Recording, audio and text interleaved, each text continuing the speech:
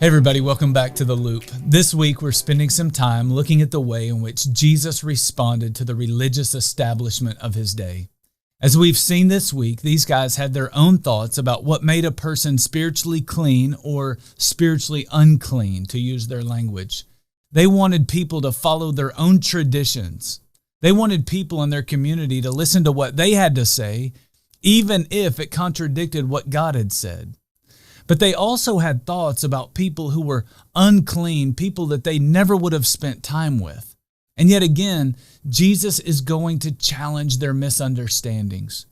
When Jesus finished his conversation with all these religious people, he went to a place that they never would have considered going. He went to a place that they thought was a disgusting place. He went to speak with a person that they would have considered to be a disgusting person. These Jewish men believed that they were clean, but that Gentiles, another race of people, they were unclean. And if that's not bad enough, these men actually believed that they were far superior to women. So to make his point, Jesus went into a Gentile territory, and to really make his point, he spoke with a Gentile woman. If it wasn't for Jesus being willing to challenge the status quo, this Gentile woman would have had no hope in her life, simply because of where she lived, because of the color of her skin, because of her gender. The spiritual leaders of Jesus' day would have never spoken to a woman like this, but Jesus is different. Jesus sits with this woman, and she asks him if he will heal her daughter who was possessed by an evil spirit. And so Jesus responds, "But I believe that what he says isn't even meant for her. It's actually meant for the religious establishment around him." Jesus says this.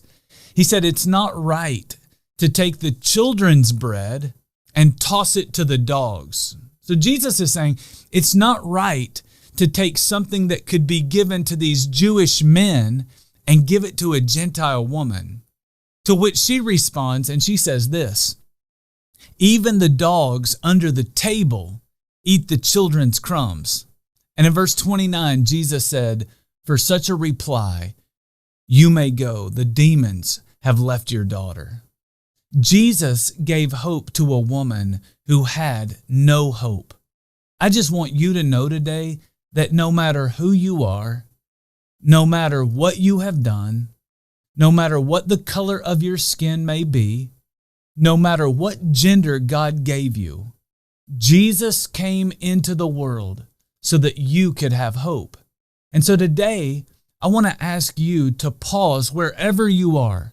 I want you to thank Jesus for coming, not just for the Jews, but for everyone. Thank Jesus for breaking down racial barriers and gender barriers so that we could all have hope and healing through him.